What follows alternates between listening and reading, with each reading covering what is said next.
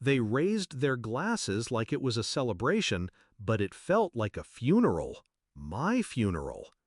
At this time, my father announced, voice booming with pride, "We've decided to gift our entire estate, $2.5 million, to our son." Applause, laughter, clinking glasses. Then silence. Every head turned to me. My mother's smile thinned into a blade. "As for you," she said, eyes narrowing, "you're a failure. Handle your own life." The air shifted, my chest burned. But I didn't break. I didn't argue. I just sat still, hands folded, letting their judgment hang heavy. Then my grandmother stood, slowly, deliberately. "Now," she said, her voice cutting through the room, "it's my turn." No one saw what came next. Backstory. I used to believe in them, my parents. As a child, I hung on their every word, thinking their approval was love. But love, I learned, was conditional. Daniel was the golden boy, the chosen one. Perfect grades, perfect job, perfect smile for family photos. I was the shadow, the afterthought. No matter what I achieved, it was never enough. When I built my own small business, they dismissed it. When I struggled and rose again, they ignored it. All the while, Daniel lived off their handouts, his failures polished into excuses. I thought I'd grown numb. Until that night. Until they stood there, in front of everyone, and carved me out of the family with one cruel sentence. Discovery. I should have been destroyed. But humiliation has a strange effect. It clears the fog.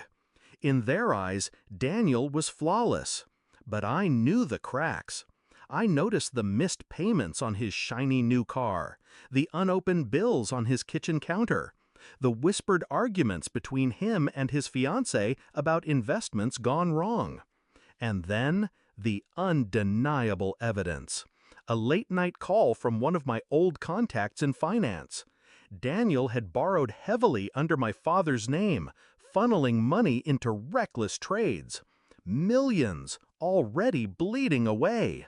The golden boy wasn't golden. He was rusting from the inside out. Shift in mindset. I didn't confront him. I didn't run to my parents. No. Why warn the wolves when you can lead them to their own trap? I began collecting, quietly. Bank statements, trade receipts, emails he'd carelessly left logged in. Every mistake, every reckless gamble, I filed it away. Meanwhile, I kept my mask on. The quiet, failed sibling, the one who couldn't manage their own life. Let them think I was weak. Let them laugh. It made the silence sharper when I moved. Execution of the plan. Step 1, I contacted grandmother. Not with anger, with truth. She always watched in silence, letting the family war play out like theater. But I knew something others didn't. Her will wasn't bound to my parents' decisions. She controlled her own fortune. And she hated arrogance. I handed her the evidence, not with pleading, but with precision. Daniel's debts, his forged signatures, his collapsing investments. She said nothing for a long time. Then she nodded once. I knew I had her. Step 2, I secured my future. I met with her attorney, drew up documents, structured my business to be acquisition ready. When the time came, I wouldn't just be defended, I'd be elevated. Climax. Which brings us back to that night, the party, the announcement, my parents' cruelty, and my grandmother rising slowly with her cane, the room falling silent around her.